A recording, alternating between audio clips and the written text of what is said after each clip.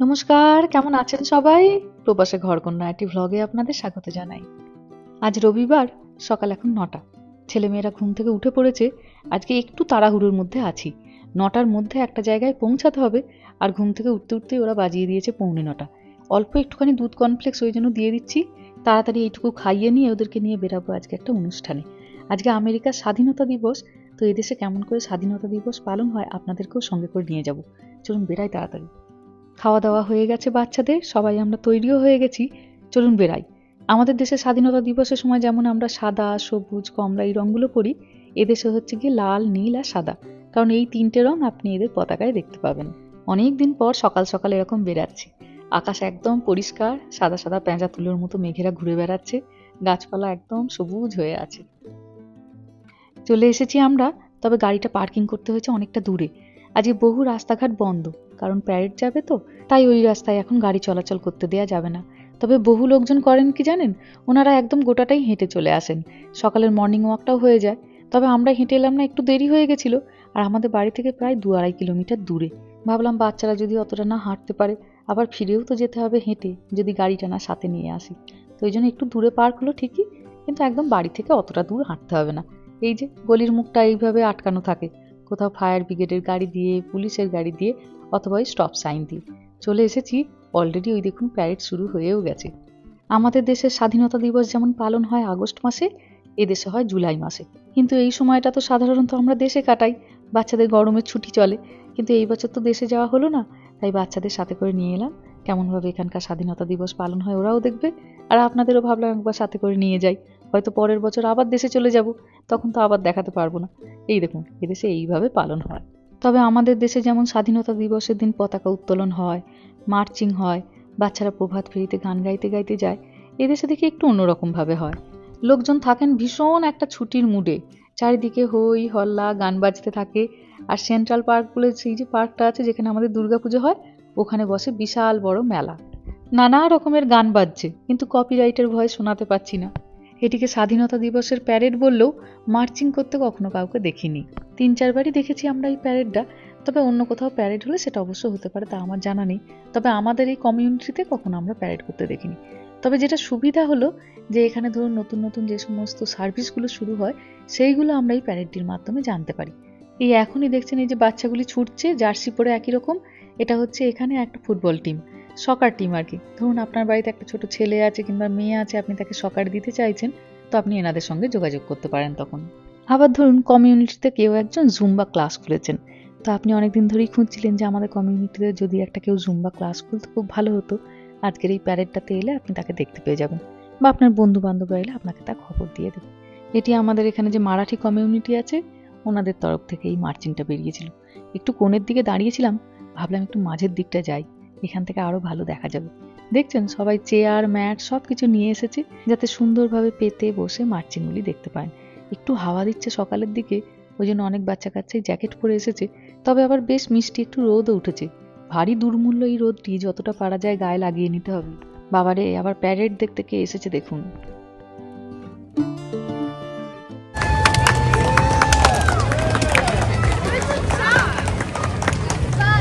শীতকালে তো আপনারা জানেনই প্রচণ্ড ঠান্ডার জন্য এখানে বাইরে বেরানো একটু অসুবিধা। তবে গরমকালে চলতে থাকে নানা ধরনের অনুষ্ঠান। এই যেমন ধরুন আজকে প্যারেড বেরিয়েছে, তো অন্য সপ্তাহের কোনো এক শুক্রবারের সন্ধ্যেতে থাকবে মিউজিক ইন দ্য পার্ক। পার্কের মধ্যে বড় করে স্টেজ বানানো হয়, আর্টিস্ট নিয়ে আসা হয় গান গাওয়ার জন্য। লোকজন ভারী আনন্দে মেতে থাকে। তো আবার কোনোদিনও হয় মুভি নাইট। পার্কে বিশাল বড় একটা স্ক্রিন টাঙানো হয়, প্রজেক্টর দিয়ে সেখানে একটি সিনেমা চালানো হয়। সবাই মিলে বসে পার্কে সিনেমা দেখো। এটি আমাদের এখানে একটি শিখ কমিউনিটি আছেন, ওনারা জলও দিচ্ছেন আবার পতাকাও দিচ্ছেন। তো আমি একটি পতাকা নিলাম। এই যে আমেরিকার পতাকাতে নীল রঙের যে চৌকো বক্সটি দেখছেন, এখানে অনেকগুলি যে তারা দেখলেন, এখানে 50টি তারা আছে। এদেশে 50টি রাজ্য আছে, সেই 50টি রাজ্যের প্রতীক হচ্ছে এই 50টি তারা।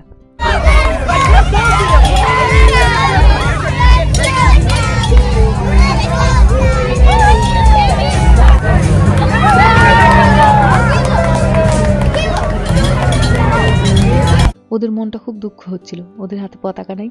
তাই মেহুকে দিতে মেহু ভারী খুশি। একটা ছোট জলের বোতলও নিলাম। ওনারা সবাইকে জলও দিচ্ছিলেন, তাই আমাদের 4 জনের জন্য একটা বোতল নিলাম।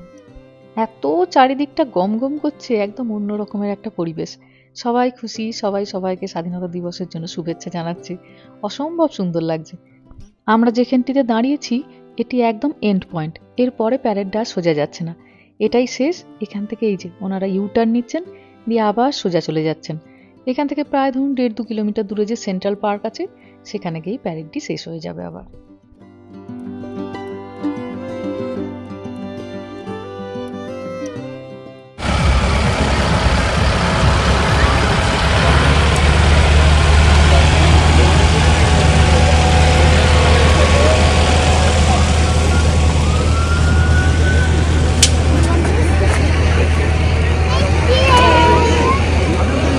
Thank you.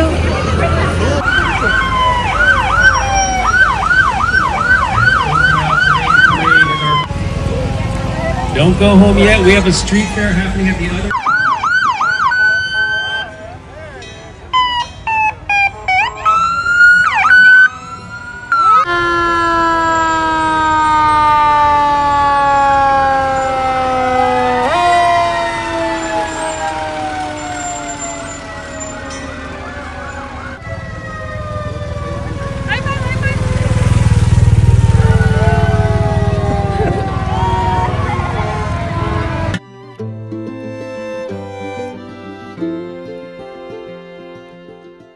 চলুন, এটিই ছিল শেষ। এবার আমাদের বাড়ি ফেরার পালা। বহুজনই এখান থেকে আবার যাবেন পার্কে। পার্কে তো খুব বড় করে আজ মেলা বসেছে, ফুড ট্রাক বসেছে, জাম্পার এসেছে বাচ্চাদের জন্য, নানা রকমের আরও ব্যবস্থাপাতি।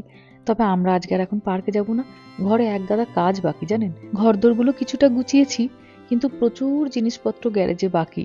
তো উইকেন্ডসে এবার একটু একটু করে গ্যারেজটাকে খালি করতে হবে, নাহলে গাড়িটাকে ঢোকাতে পারছি না। সে বেচারি সারা রাত বাইরে পড়ে থাকে। ছেলে মেয়েদেরকে জিজ্ঞেস করছি কেমন লাগলো, তারা একদম খুশিতে অস্থির। সাথে আবার কোল্ড ড্রিঙ্কস পেয়েছে, পতাকা পেয়েছে, আর দেখে কি।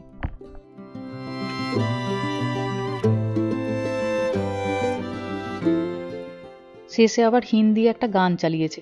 আর মেহার বাবাকে তো জানেনি, গান শুনলে ওর পা দুটো আর স্থির থাকে না, ওই জন্য একটু একটু করে নেচে ফেলছে। দিনগুলো কেমন জলের মতো যায় বলুন। গত বছর এই সময় আমরা দেশে, আর পরের বছর আমরা এখানে। একটা বছর যে মাঝখানে কিভাবে কেটে গেল যেন মনে হলো ঠিক করে ঠাউর করতে পারলাম না।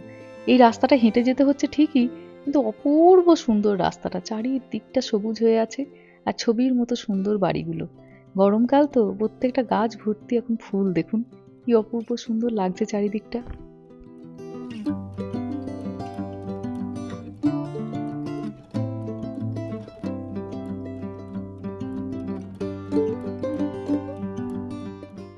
ওখানে অ্যানাউন্স করছিলেন যে এরপরে আপনারা পার্কে যান, পার্কে ফুড ট্রাক আছে, জাম্পার আছে। সেই শুনেই আমার মনটা খারাপ যে এবার একটু পার্কে নিয়ে চলো। কিন্তু আজকে বড্ড বাড়িতে কাজ, ওকে তাই একটু বোঝানো হলো যে বিকালবেলাতে তোমাকে আবার পার্কে নিয়ে আসা হবে, এখন চলো বাড়ি যাই। আর আমরাও তো কিছু ব্রেকফাস্ট করে আসিনি, বলতে রাজি। চলে এসেছি বাড়িতে। মেহাকে বললাম গাছগুলোতে একটু জল দিয়ে দে বাবা, এখন তো গরমকাল পড়ে গেছে, গাছগুলোতে দুবার করে জল না দিলে পাতাগুলো একটু নেতিয়ে নেতিয়ে যাচ্ছে। এখন একবারটি দিতে হবে, আর একবারটি সন্ধ্যাবেলায়। দুপুর এখন প্রায় 1টা। চলুন একবারটি আপনাদের গ্যারেজে নিয়ে যাই। খানিকটা পরিষ্কার করতে পেরেছি জানেন, মনে হচ্ছে 20%। গ্যারেজটাতে তো পা রাখার জায়গা ছিল না, যদিও এখনো প্রচুর জিনিস পড়ে আছে, তবু কিছু জিনিসকে ব্যবস্থা করতে পেরেছি। ওই যে লাগেজগুলোকে তুলেছি, আর বড় বড় বক্সগুলোর মধ্যে কোনোটায় হ্যালোউইনের ডেকোরেশন, কোনোটাতে ক্রিসমাসের ডেকোরেশন, নাম লিখে লিখে জিনিসগুলোকে ঠিক করে ওখানে রেখেছি, যাতে আর না ছড়িয়ে ছিটিয়ে যায়। এই বক্সটাতে আছে জামা কাপড়, ডোনেশনে যাবে, এখানে আছে লাইটস, আরও কিছু জিনিসপত্র এই দিকটা সরিয়ে নিতে পারলে তাহলে গাড়িটাকে আবার এখানে রাখার ব্যবস্থা করা যাবে। জুতোগুলোকে এখানটা সরিয়ে ফেলেছি, ওখানে বেশ কিছু জিনিসপত্র ছিল, এই দিকটা খালি ছিল, ওখানটা আপাতত সাজিয়েছি। বাকি আছে এই দিকটা পুরোটা, আস্তে আস্তে হবে। চলুন।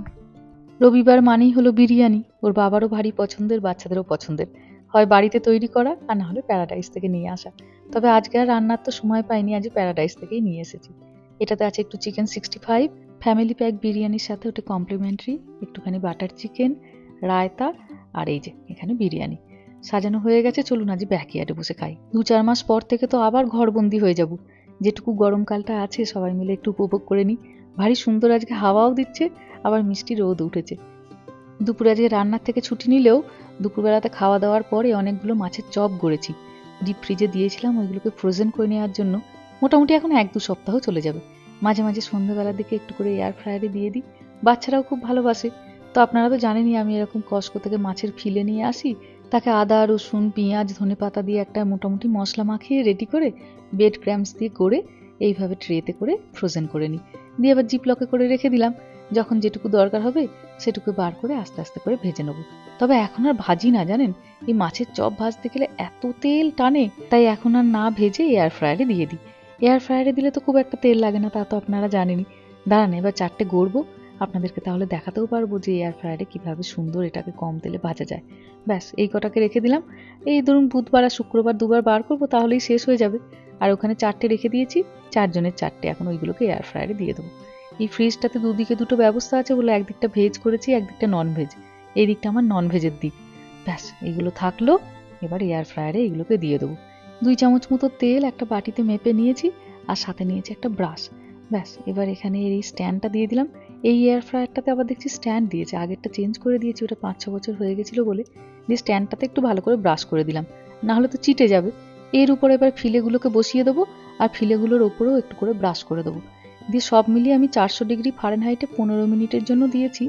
7 মিনিটের মাথায় বার করে একবারটি উল্টে নেবো, আবার যখন উল্টানো হয়ে যাবে তারপর বাকি 7 মিনিট পরে বার করে নেবো। আর যখন উল্টাবো তখন ফিলেগুলোতে আর একবার ব্রাশ করে নেবো।